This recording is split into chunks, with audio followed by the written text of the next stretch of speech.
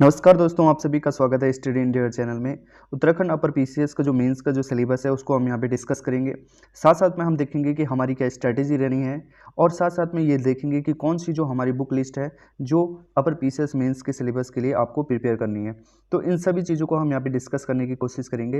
Video बहुत ज़्यादा important होने वाला है, इसलिए आप इसको अंत तक देखिए एक बार मैं थोड़ा सा आपको ओवरव्यू बता देता हूँ। वैसे तो हम आपको मेंस का जो सिलेबस है उसकी एक वीडियो बना चुके हैं, बट एक बार फिर से मैं आपको थोड़ा सा एक ओवरव्यू दे देता हूँ ताकि आपको चीज़ें समझ में आ जाए।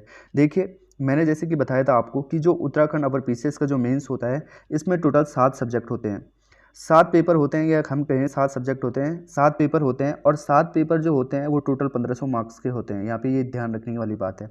उसके बाद 200 नंबर का आपका इंटरव्यू होता है और उस तरीके से टोटल जो मेरिट बनती है वो 1700 में से बनती है। ये चीज़ आपको याद रखना है। इसके अलावा और कौन सी इंपॉर्टेंट चीज़ है वो मैं आपको बताऊंगा। तो ये थोड़ा सा मैंने आपको ओवरव्यू बता दिया है। 7 पेपर होते हैं आपके और 200 नंबर का इंटरव्यू होता है। देखिए, इसमें जो 7 पेपर होते हैं इसमें जो सबसे पहला पहला पेपर है वो है पेपर 1 भाषा का, लैंग्वेज का। देखिए, लैंग्वेज का जो ये पेपर है ये मैं कहूँ 7 पेपरों में से सबसे ज़्यादा इंपॉर्टेंट ये लैंग्वेज का पेपर है। अब ऐसा क्यों बोल रहा हूँ मैं? देखिए, 2 वजह हैं इसकी। पहली वजह तो ये है कि ये 300 नंबर का पेपर होता है और बाकी जितने 6 और अदर पेपर हैं वो सब 200 मार्क्स के होते हैं। तो पहला ये 100 नंबर अधिक है, 300 नंबर का है। और सेकंड चीज़ जो बहुत ही ज़्यादा इंपॉर्टेंट है, इसमें आपको मिनिमम 35% मार्क्स लाना पड़ता है, वरना आप रेस से बाहर हो जाएंगे। तो ये दो जो फैक्टर हैं, these factors are deciding factor कि आप लिस्ट में होंगे या लिस्ट से बाहर होंगे। तो दिस इज़ वेरी इंपॉर्टेंट। अब आता क्या है इसके अंदर, ये चीज़ देखने वाली है। देखिए, इसके अंदर मेनली हिंदी आती है और हिंदी काफ़ी अच्छी खासी पूछी जाती है, जो आपको प्रिपेयर करके जानी पड़ेगी।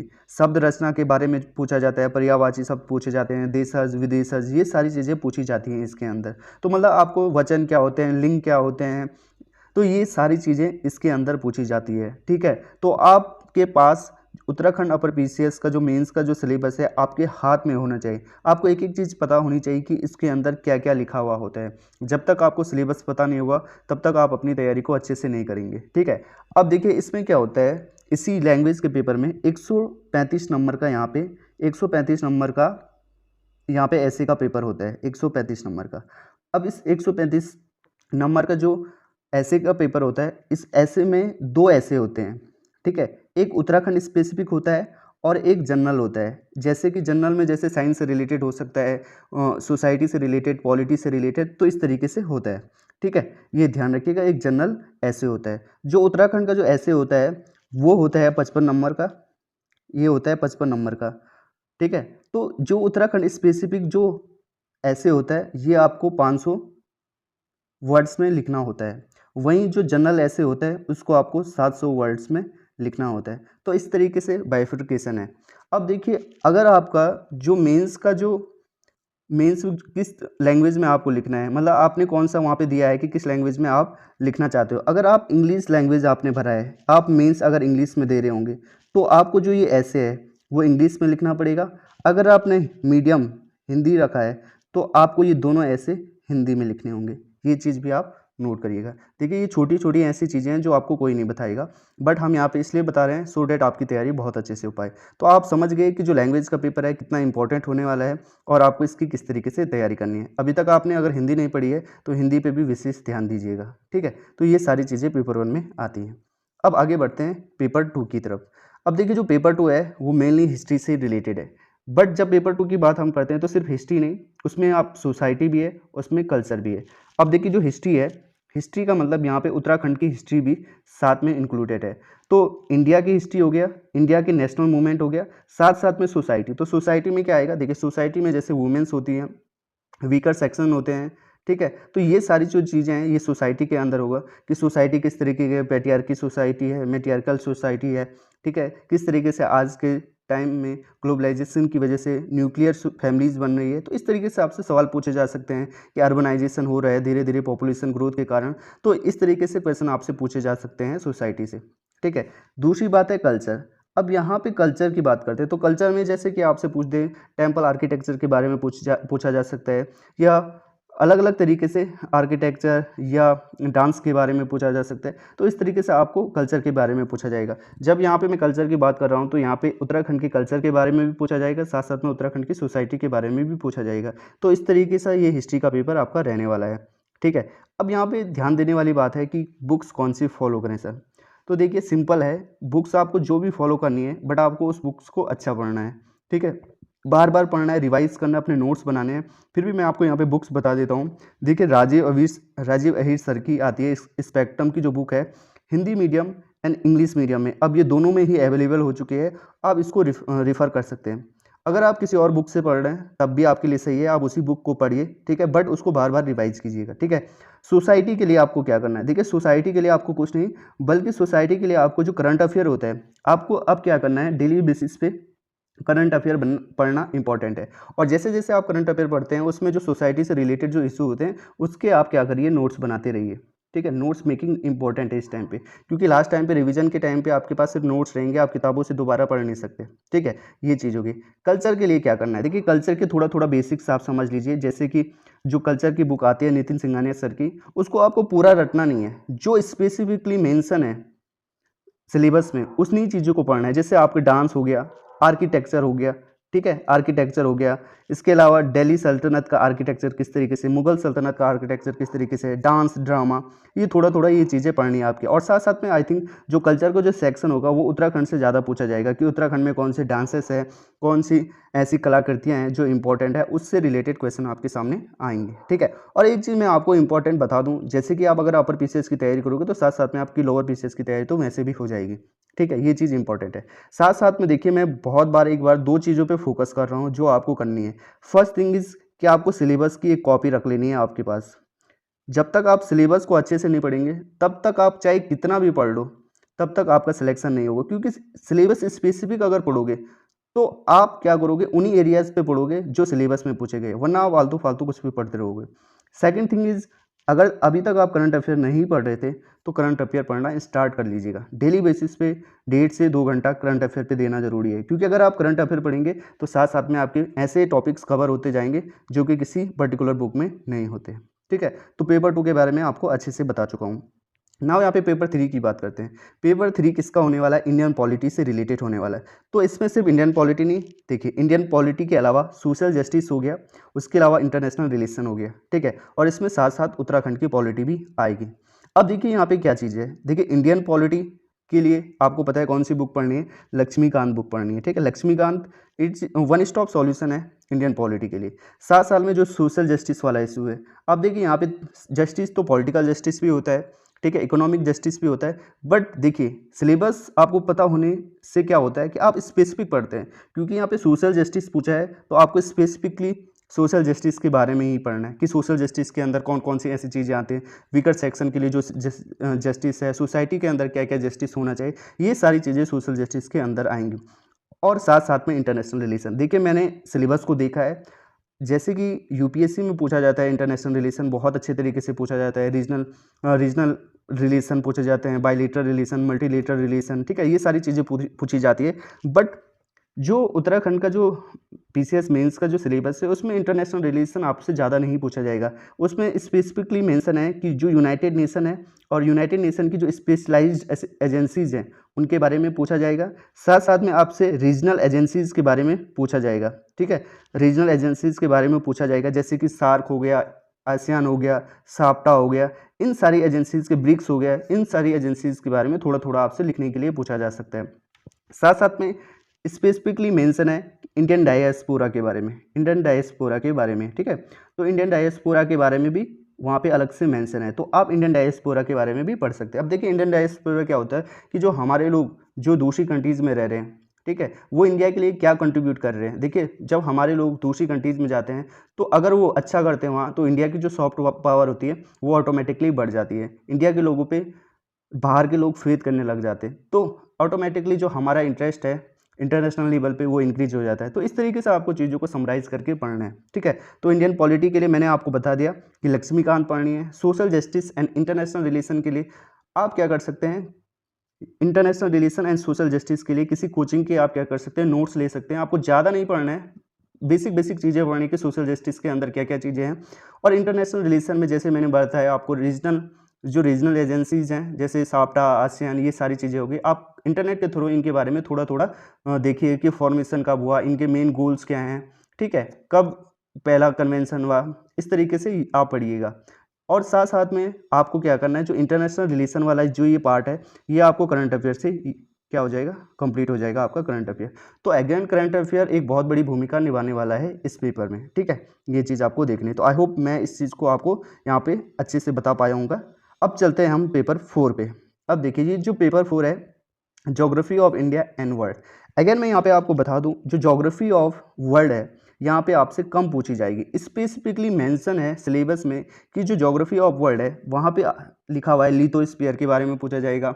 उसके अलावा देखिए जो वर्ल्ड ज्योग्राफी है उसमें लिथोस्फीयर, एटमॉस्फेयर के बारे में, क्लाइमेटोलॉजी के बेसिक कॉन्सेप्ट के बारे में पूछा जाएगा, ल्यूनर एक्लिप्स क्या होता है, इन छोटी छोटी चीज़ों के बारे में पूछा जाएगा, बेसिक कॉन्सेप्ट पे ही पूछा जाएगा, ठीक है। ड्रेनेज सिस्टम क्या होता है, इस तरीके से आपसे पूछे जाएंगे क्वेश्चन। साथ साथ में ज्योग्राफी ऑफ इंडिया, देखिए ज्योग्राफी ऑफ इंडिया में क्या होगा, सिर्फ फिजिकल ज्योग्राफी की बात नहीं करते हैं यहाँ पे, इकोनॉमिक ज्योग्राफी की बात करते हैं, एग्रीकल्चर ज्योग्राफी की बात करते हैं। तो ये सारी चीज़ों के बारे में आपको पढ़ना है। तो आपको साथ साथ में एग्रीकल्चर ज्योग्राफी भी पढ़नी है, इकोनॉमिक ज्योग्राफी भी पढ़नी है, ठीक है, और फिजिकल ज्योग्राफी भी पढ़नी है, ठीक है। तो ये अलग अलग सेक्शन है ज्योग्राफी के, ठीक है। अब देखिए ये ज्योग्राफी आपको पढ़ने का है, ठीक है। ज्योग्राफी में थोड़ा सा बच्चों को कन्फ्यूजन रहता है कि एक डेफिनेट बुक नहीं है कि जहाँ से पढ़ा जाए। तो देखिए जो हिंदी मीडियम के जो बच्चे हैं, महेश सिंह बर्णवाल करके एक बुक आती है, ठीक है, महेश सिंह बर्णवाल करके एक बुक आती है, ठीक है। तो वो आप ले सकते हैं इंडियन ज्योग्राफी के लिए। और साथ साथ में अगर आप बेसिक कॉन्सेप्ट आप अगर अपने क्लियर करना चाहते हैं तो जो वर्ल्ड ज्योग्राफी है सविंदर सिंह की बुक है, वो इंग्लिश में आती है, ठीक है। अगर वो हिंदी में भी अवेलेबल हो अगर, तो आप उसको पढ़ सकते हैं। वरना अगर वर्ल्ड ज्योग्राफी की अगर मैं बात करूँ तो कोई भी एक बेसिक बुक उठा लीजिए, ठीक है, या किसी कोचिंग के नोट्स उठा दीजिए आप और उसके बेसिक बेसिक कॉन्सेप्ट पढ़िए। सबसे इंपॉर्टेंट मैं आपको बताऊं तो अगर वर्ल्ड ज्योग्राफी अगर आपको पढ़नी है, उसके बेसिक कॉन्सेप्ट पढ़ने हैं, तो सबसे बढ़िया रहेगा आपके लिए एनसीईआरटी, ठीक है। एनसीईआरटी 11th की जो एनसीईआरटी है वो पढ़िए आप, उससे बाहर आपको जाने की ज़रूरत नहीं है, ठीक है। तो वर्ल्ड ज्योग्राफी के लिए आप एनसीईआरटी पढ़ लीजिए। और जो ज्योग्राफी ऑफ इंडिया उसे बर्नवाल की जो है, मैंने कहा आपसे महेश सिंह बर्नवाल की जो बुक है उसको पढ़ लीजिए, ठीक है। अगर आपके पास कोचिंग के नोट्स हैं, ठीक है, या आप कहीं और से पढ़ रहे हैं, देखिए खुल्लर जी की बुक आती है, ठीक है, खुल्लर की बुक आती है, तो खुल्लर की बुक से भी आप पढ़ सकते हैं ज्योग्राफी ऑफ इंडिया। बहुत मोटी बुक है खुल्लर की, बट देखिए आपको क्या करना है, बिल्कुल पूरी बुक नहीं पढ़नी है, स्पेसिफिक टॉपिक्स पढ़ने हैं, आपके बेसिक को क्लियर करना है और ज़्यादा से ज़्यादा राइटिंग प्रैक्टिस करनी है, क्योंकि सारा खेल यहाँ पे राइटिंग का ही है। तो आई होप इतनी चीज़ों को मैं यहाँ पे क्लियर कर पाया हूँ। चलिए आगे बढ़ते हैं पेपर 5 की तरफ। अब यहाँ पे पेपर 5 इकोनॉमिक्स का होने वाला है, इकोनॉमिक्स एंड सोशल डेवलपमेंट। अब देखिए सोशल डेवलपमेंट के अंदर क्या क्या आएगा, जैसे हेल्थ से रिलेटेड इशू आ गया, ठीक है, हेल्थ से रिलेटेड इशू, एजुकेशन से रिलेटेड इशू आ गया, ठीक है, ड्रिंकिंग वाटर से रिलेटेड इशू आ गया। तो ये सारे जो चीज़ें हैं ये सोशल डेवलपमेंट से रिलेटेड चीज़ें हैं, ठीक है। अब आप कहोगे सर सोशल डेवलपमेंट वाला सेक्शन कहाँ से पढ़िए, देखिए सोशल डेवलपमेंट वाला जो इशू है ये आप पढ़ेंगे इकोनॉमिक सर्वे से। देखिए जो इकोनॉमिक सर्वे में जो एग्रीकल्चर वाला पार्ट होता है, जो हेल्थ वाला सेक्शन होता है, जो एजुकेशन वाला सेक्शन होता है, या ह्यूमन डेवलपमेंट वाला सेक्शन होता है, वहाँ से आपको क्या करना है, इकोनॉमिक सर्वे से आपको क्या करना है, ये सोशल डेवलपमेंट वाला जो टॉपिक है इसको कवर करना है। देखिए अगर वहाँ आप जाएंगे इकोनॉमिक सर्वे को अगर पढ़ेंगे तो सोशल डेवलपमेंट वाला तो आपका होगा ही होगा क्लियर, साथ साथ में ये सोशल जस्टिस वाला भी आपका जो ये टॉपिक है जो पेपर 2 में आएगा पॉलिटी के, वो भी आपका वहाँ से क्लियर हो जाएगा। अब देखिए इकोनॉमिक्स के लिए कौन कौन सी बुक है, देखिए इकोनॉमिक्स के लिए बच्चों को फिर से दिक्कत आ जाती है कि स्पेसिफिकली कहाँ से पढ़ें। देखिए इकोनॉमिक्स में ये नहीं कि आपको बिल्कुल कोर इकोनॉमिक्स आएगी, वहाँ पे आपको आएगी कि 5 ईयर प्लानिंग्स के बारे में पूछा जाएगा, ये भी इकोनॉमिक्स है, 5 ईयर प्लानिंग्स के बारे में पूछा जाएगा, साथ साथ में बेसिक कॉन्सेप्ट पूछे जाएंगे इकोनॉमिक्स के। तो कौन कौन सी ऐसी बुक्स हैं जो आपको रिफ़र करनी है, देखिए इसमें जो बुक्स हैं सबसे पहले तो आपको एनसीईआरटी पे ही जाना है, सबसे पहले आपको एनसीईआरटी पे जाना है जो कि मैक्रो इकोनॉमिक्स है 12th की, ठीक है, समष्टि व्यष्टि कहते हैं इंग्लिश में, हिंदी में से। तो जो 12th की मैक्रो इकोनॉमिक्स है पार्ट 2, ठीक है, मैक्रो इकोनॉमिक्स है जो पार्ट 2 है, मैक्रो इकोनॉमिक्स, माइक्रो नहीं पढ़नी है आपको, मैक्रो इकोनॉमिक्स का जो पार्ट है वो पढ़ना है। साथ साथ में 11th की जो बुक है इकोनॉमिक्स की उसको जरूर पढ़ना है आपको, 11th की जो बुक है उसको पूरा पढ़ना है आपको, ठीक है, और उसकी अंडरस्टैंडिंग आपको डेवलप कर लेनी है। This is very important 11th की जो बुक है। ये 11th की बुक आपको चीज़ों को ब्रॉड वे में समझने में काम आएगी, और ये 12th की बुक आपको मैक्रो इकोनॉमिक्स के बारे में, ये फाइनेंशियल मैनेजमेंट वाला, पब्लिक मैनेजमेंट वाला, ये जो वाला सेक्शन है financial management and public management वाला जो इशू है, ये वहाँ आपको अच्छे से आ जाएगा। उसके अलावा जो फिजिकल पॉलिसीज होती हैं, मॉनेटरी पॉलिसी होती हैं, उधर ये गवर्नमेंट की जो फिजिकल पॉलिसी होती है, आरबीआई की मॉनेटरी पॉलिसी होती है, उसके बारे में भी आपको अच्छे से यहाँ पे मैक्रो इकोनॉमिक्स में मिल जाएगा। इसके अलावा एक मोटी बुक आती है रमेश सिंह की, वो भी आप पढ़ सकते हैं। उसमें रमेश सिंह की बुक में जो एग्रीकल्चर से रिलेटेड इशू है इकोनॉमिक्स में, वो बहुत अच्छे से दे रखा है, ठीक है। उसके अलावा प्लानिंग वाला, 5 ईयर प्लानिंग वाला जो इशू है, वो भी बहुत अच्छे से दे रखा है। तो ये दो जो सेक्शन है वहाँ से पढ़ सकते हैं, क्योंकि जो रमेश सिंह की जो बुक है वो भी बहुत ज़्यादा मोटी बुक है, और आप पूरी की पूरी बुक नहीं पढ़ सकते उसमें। तो मतलब आपको क्या करना है, अगर आप पूरा एक सम करना चाहते हैं इकोनॉमी आप पढ़ना चाहते हैं, तो रमेश सिंह की बुक रखिए आप। उस रमेश सिंह की बुक में आपको पूरा नहीं पढ़ना है, स्पेसिफिक टॉपिक्स को चुनिए और उसको पढ़िए, वो चीज़ें आपकी कंप्लीट हो जाएंगी। और साथ साथ में आपको इकोनॉमिक सर्वे पढ़ना है, जो मैंने सोशल डेवलपमेंट के लिए बताया, ह्यूमन डेवलपमेंट वाला जो इशू है वो इकोनॉमिक सर्वे से पढ़ना है। साथ साथ में आपको बजट भी पढ़ना है, आपको बजट भी पढ़ना है। बजट में कौन कौन से रिलेटेड इशू हैं, उन इशूज़ को भी आप पढ़ सकते हैं, ठीक है। ये सारी चीज़ें आपको ध्यान रखनी है। नाउ यहाँ पे बात करते हैं पेपर 6 की, जो है जनरल साइंस एंड टेक्नोलॉजी। ये एक ऐसा टॉपिक है जो हम जनरली प्रिपेयर नहीं करते हैं while we prepare for the prelims examination.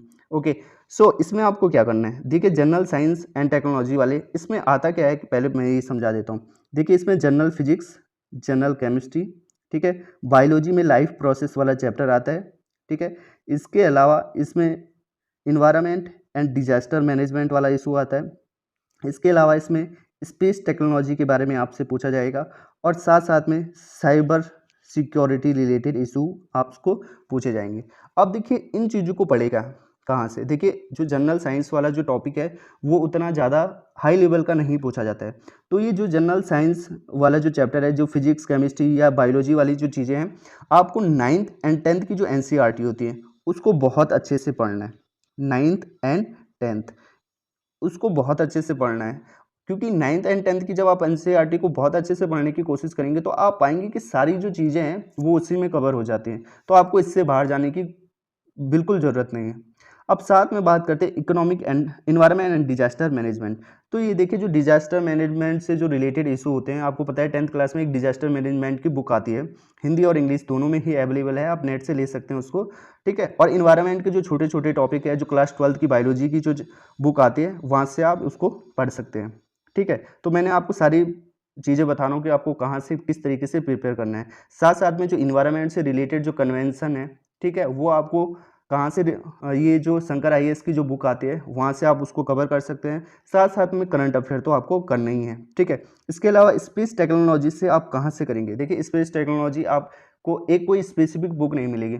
Space technology के बारे में आपको समझने के लिए जो नेट पे बहुत सारे ऐसे वेबसाइट हैं जहाँ पे स्पेस टेक्नोलॉजी के बारे में बहुत अच्छे से बताया गया है, बहुत सारी कोचिंग सेंटर ने अपनी वेबसाइट पे डाला हुआ है, तो वहाँ से आप स्पेस टेक्नोलॉजी के बारे में पढ़ सकते हैं।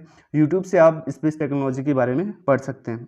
उसके अलावा साइबर सिक्योरिटी वाला जो इशू है, देखिए जो साइबर सिक्योरिटी हो गया, स्पेस टेक्नोलॉजी वाला जो ये पार्ट हो गया, ये आप गवर्नमेंट की वेबसाइट्स पे जा सकते हैं, जैसे PIB, ठीक है, प्रेस इंफॉर्मेशन ब्यूरो, ठीक है। तो वहाँ पे जाके आप डाल लीजिए साइबर सिक्योरिटी रिलेटेड इशू क्या है, तो वहाँ पे जब आप जाएंगे तो आपके पास पूरी चीज़ें निकल के आ जाएंगी कि साइबर सिक्योरिटी में कौन कौन सी ऐसी चीज़ें हैं जो अभी करंट में चल रही है, कौन कौन से कन्वेंशन है जो इंटरनेशनल कन्वेंशन है जो साइबर सिक्योरिटी से रिलेटेड है, कौन कौन से ऐसे लॉ हैं जो साइबर सिक्योरिटी से रिलेटेड है, साइबर सिक्योरिटी में कौन कौन सी चीज़ें आती है, ठीक है, फिशिंग क्या होता है, हैकिंग क्या होता है, वायरस क्या है, मालवेयर क्या है, बॉटनेट क्या है, ये सारी जो चीज़ें हैं ये साइबर सिक्योरिटी के अंदर है, ठीक है। फिर साइबर सिक्योरिटी को हम किस तरीके से अच्छा कर सकते हैं, ठीक है, फिर आप सर्ट इन की वेबसाइट पे जा सकते हैं, सर्ट इन, ठीक है, जो ये साइबर सिक्योरिटी रिलेटेड ये एक क्या है, एक एजेंसी है जो इंडिया के अंदर काम करती है साइबर सिक्योरिटी से रिलेटेड, ठीक है। तो इस वेबसाइट पे आप जाके देख सकते हैं कि यार क्या क्या चीज़ें अभी चल रही हैं,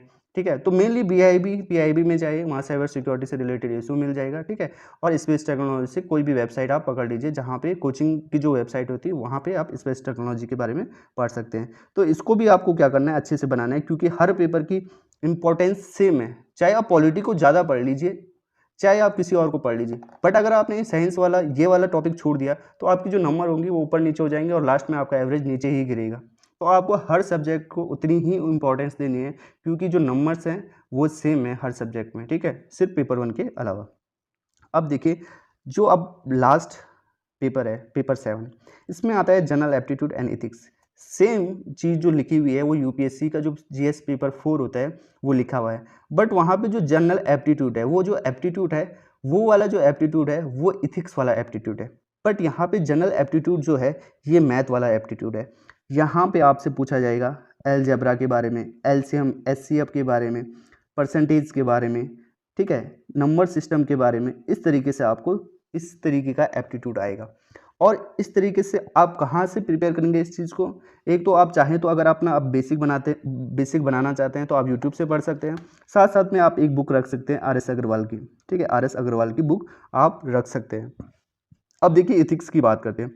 देखिए इथिक्स एक ऐसा टॉपिक है, आई थिंक वही लोग प्रिपेयर करते हैं जो यूपीएससी की तैयारी करते हैं, बट अदर देन जो यूपीएससी की तैयारी अभी तक नहीं कर रहे हैं और उनका मीन्स हो रहा है, तो देखिए इथिक्स की जो तैयारी करनी है आपको, एक लेक्सिकॉन की बुक आती है, लेक्सिकॉन की बुक आती है, ज़्यादा मोटी नहीं है, थोड़ा पतली सी बुक है, ठीक है, उसको आप पढ़िए और आप आसानी से चीज़ों को समझ पाएंगे। देखिए जो लेक्सिकॉन की जो बुक है, एथिक्स जो है, आपको बिल्कुल क्या करना है, एक इथिकल मोरालिटी किसको कहते हैं, एथिक्स किसको कहते हैं, ये जो छोटी छोटी चीज़ें हैं इनके बारे में आपको पढ़ना है। आपको ये पढ़ना है कि इमोशनल इंटेलिजेंस क्या होता है, वैल्यू क्या होती है, एटीट्यूड क्या होता है, एप्टीट्यूड क्या होता है, इनकी बेसिक बेसिक को जानना है। वंस आप इनकी अंडरस्टैंडिंग, जो ये छोटे छोटे वर्ड है, इनकी अंडरस्टैंडिंग को डेवलप कर लेंगे, तो फिर आपको उसके एप्लीकेशन पार्ट पे जाना है कि भाई अगर हम इथिकल होंगे या हमारा वैल्यूज अच्छा होगा तो हम सोसाइटी में किस तरीके से मोरल्स को बढ़ाएंगे। हाँ, अगर हम इमोशनल इंटेलिजेंस होंगे, अगर हम इमोशनल इंटेलिजेंट हैं तो हम किस तरीके से दूसरे को इन्फ्लुएंस कर पाएंगे, ठीक है, परसिवेंस क्या होता है, ठीक है, ये छोटी छोटी जो चीज़ें हैं वो आपको पढ़नी है लेक्सिकॉन से। उसके बाद जब आपको जो छोटे छोटे ऑब्जेक्टिविटी क्या होती है, बाइसनेस क्या होती है, ठीक है, नॉन पार्टीशन क्या होता है, ये जब ये मॉरल्स वैल्यूज़ पढ़ लोगे आप, तो उसके बाद उसका एप्लीकेशन सेक्शन होगा। फिर उस एप्लीकेशन सेक्शन को आपको क्या करना है, उस एप्लीकेशन सेक्शन को अब आपको क्या करना है, जो केस स्टडीज़ आती हैं, जो केस स्टडीज़ आती हैं उनमें अप्लाई करना है, ठीक है। साथ साथ में आपको कोट्स वगैरह भी पढ़ने हैं, ठीक है, जो महान व्यक्तित्व के कोर्स होते हैं, ठीक है, उनके विचार होते हैं, जैसे महात्मा गांधी हो गया, नेल्सन मंडेला हो गया, ठीक है, इस तरीके के लोगों के आपको कोर्स भी पढ़ने हैं। बुद्धा जी हो गए, उनके कोर्स को आप ताकि मेंशन कर पाओगे। साथ साथ में देखिए जब आप इथिक्स का पेपर पढ़ोगे, ठीक है, कोर्स वगैरह पढ़ोगे, तो ये आपके जो ऐसे वाला जो सेक्शन होता है उसमें भी यहाँ पे काम आ जाएगा, ठीक है। तो आई होप यहाँ पे मैं चीज़ों को बहुत अच्छे से बता पाया हूँ, ठीक है।